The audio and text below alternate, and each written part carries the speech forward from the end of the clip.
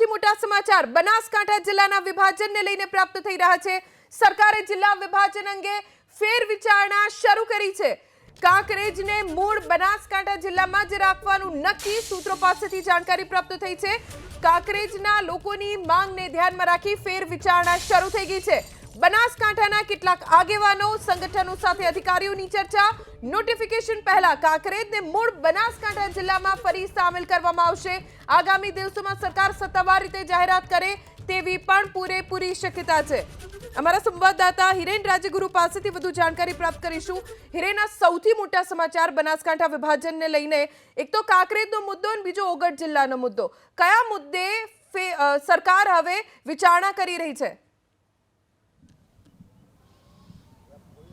જો સરકારની ફેરવિચારણાની વાત કરીએ તો તમામ મુદ્દા જે અત્યારે બનાસકાંઠા જિલ્લાના વિભાજન બાદ બહાર આવ્યા છે તેને લઈ અને સરકારે ફેરવિચારણા કરી છે, પરંતુ સૌથી મહત્વપૂર્ણ બાબત કાંકરેજ તાલુકાને લઈને સામે આવી રહી છે। કાંકરેજ તાલુકો એવો છે કે જે મૂળ બનાસકાંઠા જિલ્લો છે અને મૂળ બનાસકાંઠા જિલ્લાનું વડું મથક પાલનપુર છે તેનાથી નજીક થાય છે, પરંતુ કાંકરેજ જિલ્લાને નવા વાવ થરાદ જિલ્લાની અંદર સામેલ કરવામાં આવ્યો, જેના કારણે કાંકરેજ તાલુકાના લોકોને એક અંતર વધી જતું હતું અને તેને લઈ અને વિરોધ પણ કરવામાં આવ્યો હતો।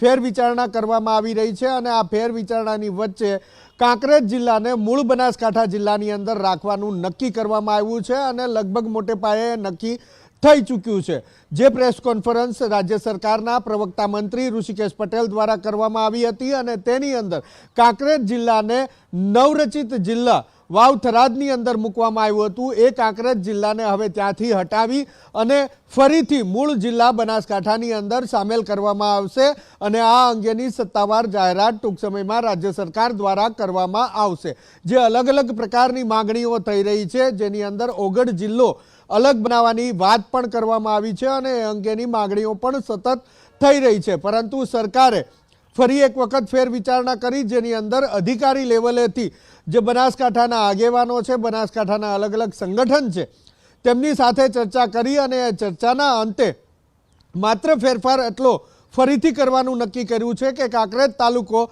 જે નવા જિલ્લામાં ગયો હતો તેને ફરીથી મૂળ બનાસકાંઠા જિલ્લાની અંદર લઈ લેવું, જેના કારણે કાંકરેજ તાલુકાના લોકોને જે એક અંતર વધી જતું હતું તેમના વડામથકને લઈને તે અંતર નહીં વધે અને કાંકરેજ તાલુકો મૂળ બનાસકાંઠા જિલ્લાની અંદર જ રહેશે। જે વિભાજન કરવામાં આવ્યું હતું તેની અંદર 6 તાલુકા આ તરફ અને 8 તાલુકા આ તરફ જતા હતા, તેના બદલે હવે 7 તાલુકા કરી દેવામાં આવશે અને એની અંદર કાંકરેજ તાલુકાને મૂળ બનાસકાંઠા જિલ્લાની અંદર રાખવામાં આવશે। એટલે કાંકરેજ તાલુકાના લોકો માટે સૌથી મોટા રાહતના સમાચાર આ છે કે મૂળ બનાસકાંઠા જિલ્લામાં કાંકરેજ તાલુકો રહેશે, તેનું વડું મથક પણ પાલનપુર જ રહેશે, તેમને મોટો ધક્કો નહીં પડે એ રીતના સમાચાર હાલ સૂત્રો દ્વારા મળી રહ્યા છે અને લગભગ સરકારે આ નક્કી કરી દીધું છે। નોટિફિકેશન હજી સુધી બહાર નથી પડ્યું નવા વિભાજિત થયેલા જિલ્લાનું, અને આ નોટિફિકેશન બહાર પડે એ પહેલાં સરકાર સત્તાવાર રીતે કાંકરેજ તાલુકાને ફરીથી મૂળ સ્થિતિમાં એટલે કે મૂળ બનાસકાંઠા જિલ્લાની અંદર સામેલ કરતી જાહેરાત પણ કરશે। જી ધ્વની। હિરેન, આભાર જાણકારી આપવા માટે। આપણી સાથે કાંકરેજના ધારાસભ્ય અમૃતજી ઠાકોર જોડાઈ ગયા છે। અમૃતજી, સરકારે હજી સત્તાવાર જાહેરાત નથી કરી, પણ જો કાંકરેજ જિલ્લો મૂળ બનાસકાંઠા જિલ્લામાં જ રહેશે, કેટલી મોટી રાહત કાંકરેજ માટે? ને કાંકરેજની સર્વ સમાજની લાગણીને માગણી હતી। આપણે જોયું છે 15 દિવસ પહેલા અમારું થરા શહેર તેમજ શિવરી શહેર સજ્જડ બંધ રહી વિરોધ વ્યક્ત કર્યો હતો। ધારાસભ્ય તરીકે મેં પણ માન્ય મુખ્યમંત્રીશ્રી આગળ પત્ર દ્વારા રજૂઆત કરેલી છે કે કાંકરેજ તાલુકાને થરાદ જિલ્લામાં જવા આવવા માટે ખૂબ મુશ્કેલીનો સામનો કરવો પડે એવી પરિસ્થિતિ ઉત્પન્ન થઈ છે, ત્યારે કાંકરેજ તાલુકાને બનાસકાંઠા જિલ્લામાં યથાવત રાખવામાં આવે એવી પત્ર આપીને વિનંતી પણ કરી છે અને કાંકરેજ તાલુકાને સરકાર ફેરવિચારણા કરીને બનાસકાંઠા જિલ્લામાં સમાવેશ કરશે તો સમગ્ર કાંકરેજ વાસીઓને એક અનેરો આનંદ અને ઉત્સાહ રહેશે। જી અમૃતજી, આભાર એબીપી અસ્મિતા સાથે વાત કરવા માટે। તો બનાસકાંઠા જિલ્લાના વિભાજનને લઈને આ સૌથી મોટા સમાચાર પ્રાપ્ત થઈ રહ્યા છે। જે સૂત્રો પાસેથી જાણકારી પ્રાપ્ત થઈ છે તે મુજબ કાંકરેજને મૂળ બનાસકાંઠા જિલ્લામાં જ રાખવાનું નક્કી। ઘણા બધા સંગઠનો બનાસકાંઠા જિલ્લામાં કાંકરેજના સ્થાનિકો માંગ કરી રહ્યા હતા।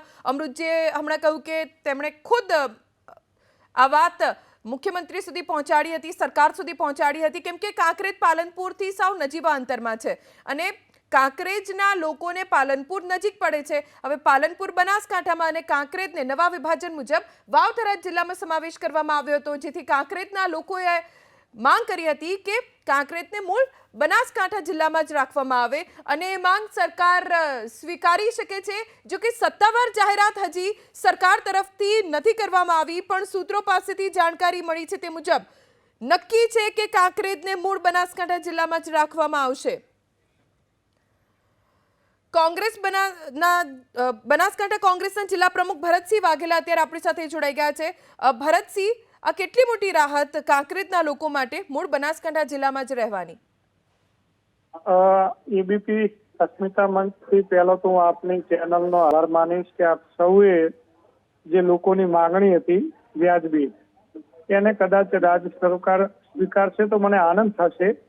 પરંતુ મેડમ, મારી એક બીજી વાત પણ વિનંતી એવી છે કે ધાનેરા હોય, કાંકરેજ હોય, ભાભર હોય, દિયોદર હોય, આ લોકો પણ વિભાજનના વિરોધમાં છે. ત્યારે મારી પણ એક રાજ્ય સરકારને અને આપની ચેનલના માધ્યમથી વિનંતી છે કે કદાચ આના કરતા નાનો જિલ્લો બનાવીને વગર જિલ્લામાં કાંકરેજનો જો સમાવેશ કરવામાં આવે, અને વર્ષો જૂની ત્યાંના લોકોની પણ માંગણી છે કે થરાદ તાલુકો બનાવવામાં આવે, શિહોરી તાલુકો બનાવવામાં આવે, અને એને જો કદાચ વગર જિલ્લો બનાવીને દિયોદરનો હેડક્વાર્ટર બનાવીને 4-5 તાલુકાનો સમાવેશ કરવામાં આવશે તો કાંકરેજની જનતાને વધારે રાજીપો થશે, એવી મારી વિનંતી છે.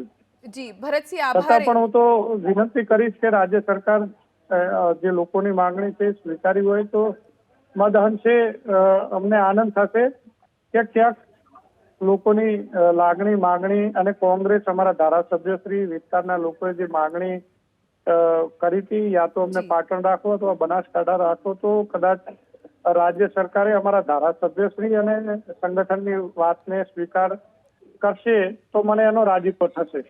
આભાર ભરતસિંહ, એબીપી અસ્મિતા સાથે વાત કરવા માટે.